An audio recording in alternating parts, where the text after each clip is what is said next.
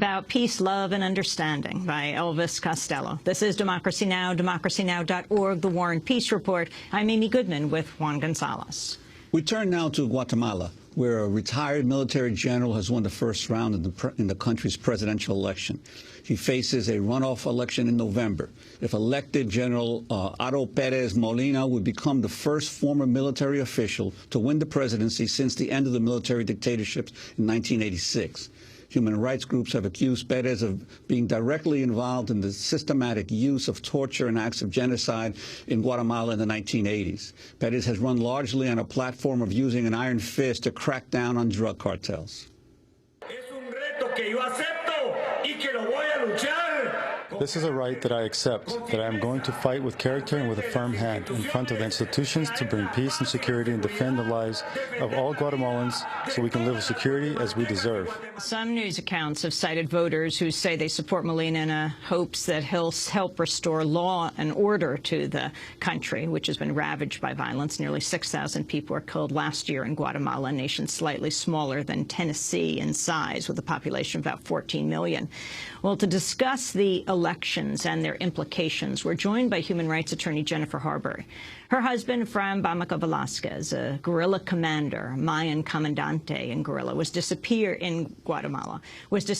after he was captured by the Guatemalan army in the 1980s. She's the author of Searching for Everardo, a story of love, war, and the CIA in Guatemala, has spent decades pressing for classified information on her husband's case. She has new evidence linking General Otto Pérez Molina, the leading presidential candidate, with her husband's death. Talk about the significance of his win in the first round of the elections, Jennifer. Well, we're all extremely concerned given his background in human rights violations in Guatemala. He's always declared that he was not involved in the genocidal campaign of 1982 in the Quiché Highlands, but in fact a video showing Alan Nairn interviewing him precisely as he stands over several battered corpses has been making the rounds in Guatemala. He was a major at the time, and this, of course, was the year when 70 to 90% of the villages in the Ichil Triangle were razed. He also appears or is named in a WikiLeaks cable by Ambassador McFarland, in which he admits that he was up there and in a command position, even though he was using the name of Tito Arias. In my husband's case, of course, if we take all of the documents together, including some telegrams that I recently received from the Guatemalan military, it shows that Everardo, my husband, was helicoptered directly after his capture, directly into a huge meeting of high-level intelligence and other military officers, between 50 and 80, according to different documents, at the Santa Ana Berlin base, which was the central headquarters for the military operations at the time. At that meeting, the decision was made with Pérez Molina present, and also the person directly in charge of him and the head of the Estado Mayor de Defensa Nacional, General Perusina. The decision was made to place Everardo in a special intelligence prisoner of war program, by which the prisoner was tortured long-term without killing him in order to break him psychologically and force him to collaborate.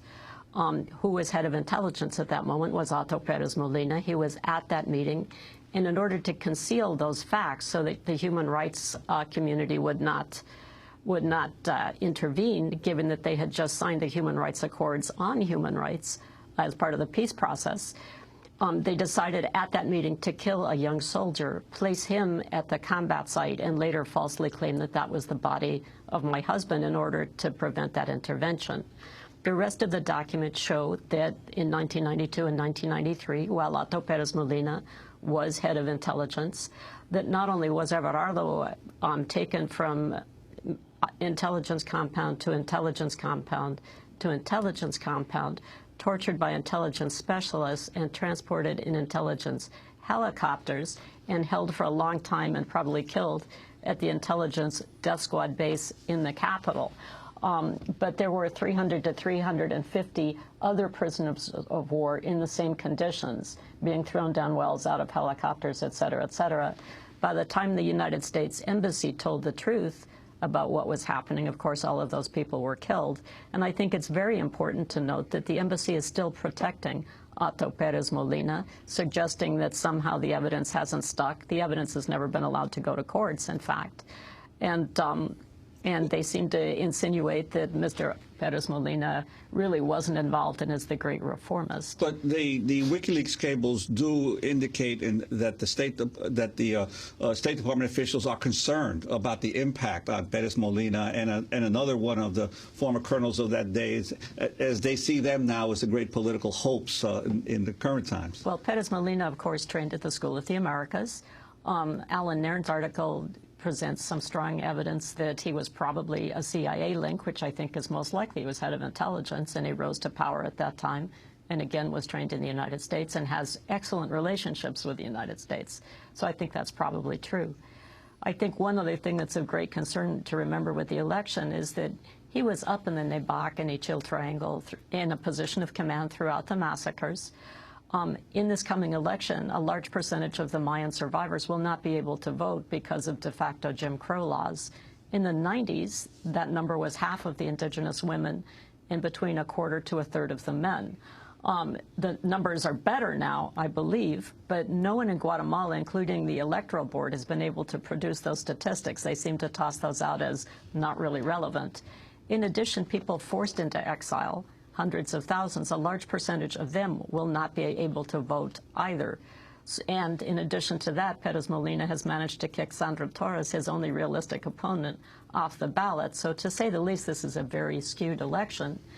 The New York Times article suggested that people would vote for Pérez Molina because they wanted an iron fist to combat the rising violence, but most of that is being carried out by military leaders who took their uniforms off after the war, created large mafias to run drugs, and hired and trained gangs such as the Zetas, that's very well documented, to help them run the drugs. And this is a phenomenon that not only in Guatemala, but Salvador has had a similar problem. Escalation of violence. Once the wars ended, as many of these former soldiers and death squad people then became involved in narco-trafficking. That's correct. And the kinds of assassinations and mutilations that we're seeing are almost like signature killings from straight out of the 80s.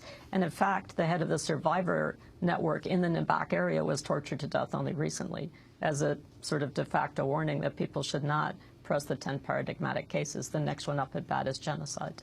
In a moment, we're going to talk about a new documentary that's just premiering in New York called Granito. But Jennifer, you have been on this trying to discover what happened to your husband and through him what happened to so many for decades.